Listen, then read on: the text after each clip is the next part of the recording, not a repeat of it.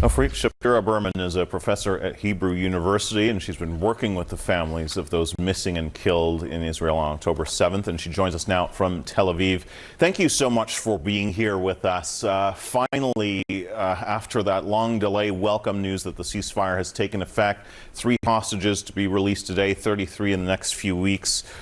One can imagine the released hostages' condition will be worse than the previous hostages who were released. Tough to know, of course, but what are you expecting in terms of the main health challenges they'll be facing? Well, some of them have been wounded on October 7th and probably did not receive either any medical help, or, of course, if they did receive it, for sure it wasn't good enough. So that needs to be treated. They suffer from malnutrition, extreme one, and that causes a lot of medical problems. I think the physicians in Israel, which are very good, they will be challenged because the Western world has no knowledge of any women or civilians who were ever held, or at least over the last some decades, held as hostages anywhere. So it will be very challenging. But I do think that with time, most of them will reach reasonable good health. I hope so. Of course, I'm an expert on mental health, and so on the physical health, I will leave it to the physicians. Yeah, well, let me ask you specifically about that, because of course the physical challenges are just one element. Clearly the mental challenges, the emotional challenges can last a lot longer. Based on what you've already seen, what types of challenges there will they be facing, and how can you help them? Well, they will be overwhelmed and probably in euphoria over the first few days. I think the problems will start with time. They will be very scared, startled very easily. They will probably suffer from depression and anxiety. And there will be a lot of things that will need to be worked out concerning the evilness that they have faced. I don't think any human being is ever prepared to experience another human being so evil to you. So it's always, it's not just, it is literally heartbreaking, and it's not easy to mend a broken heart. But I also think it's very important to hold in one hand the hope and the faith that I have in human strength. Humans have a lot of strength, and here in Israel, we are familiar with treating people who have suffered the Holocaust, which is probably one of the worst human experiences that we have encountered during modern times. And we do know that people can find a reason to go on living. So it's important, in one hand, to hold the hope and the faith in the strengths, and in the other hand, to be realistic. The Holocaust survivors fell in love, most of them, and had children and worked and were even creative, but they also screamed at night. Yeah. So we have to hold, the complexity of this experience.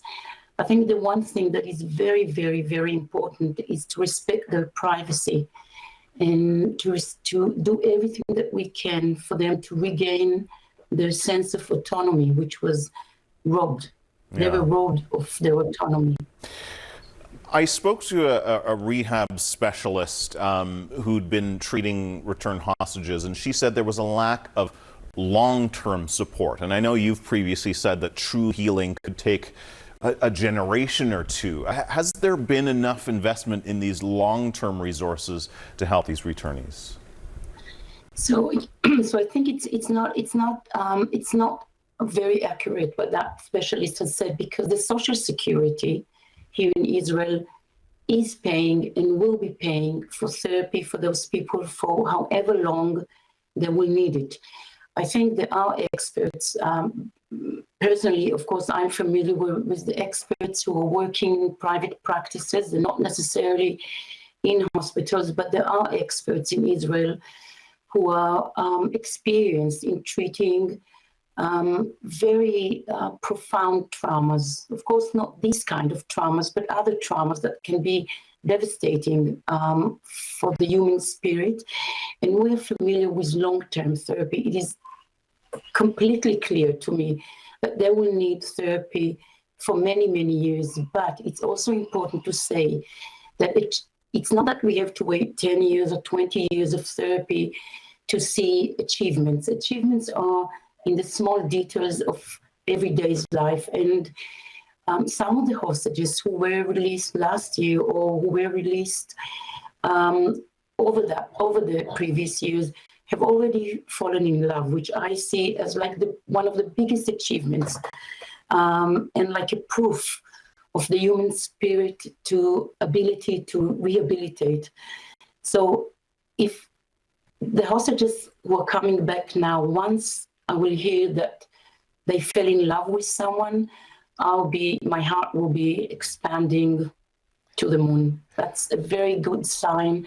So we see achievements on a daily basis. I think it's just important for them to have a therapist who is willing to walk the walk with them for however long it takes, and not to have too many expectations or goals. They have to do that, they have to be that. No, they have to find their own way to live.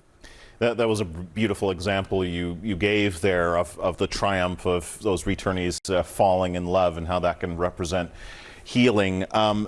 Some of those previously freed returnees, they face such unique challenges, and I understand that some of those hostages and their families have volunteered to help counsel these new ones. What role could they play? How important could that be to hear from someone who's shared their experience about how to heal and reintegrate? Well, I think that may be complicated. I think in due time, and everyone has his own pace, in due time it may be helpful, but I think we should also take into account that the people who are coming back are probably not very available to hear other people's stories for now. And of course, there's a big difference between the people who were released last November and the people who are being released now. We expect them to be much sicker physically, and they will need time. And I think what the surrounding needs is to just listen to what they're asking. If they would ask to see someone who was held hostage in Gaza, the family knows how to find someone who will come over and talk with them. Everybody wants to help, and I think everybody should take a step back. And these first days or even first weeks are really holy and sacred times between the hostage and the family. And every one of us who consider himself to be an expert and has such a good will to help, we only need to breathe deeply and take a step back and let these people give us, a nod when they need anything, and we'll be there to help them. But we have to listen to them very, very carefully.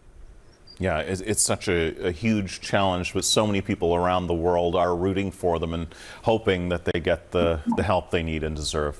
Ofrit Shapira-Berman, thank you so much for speaking with us. Thank you very much. Thank you.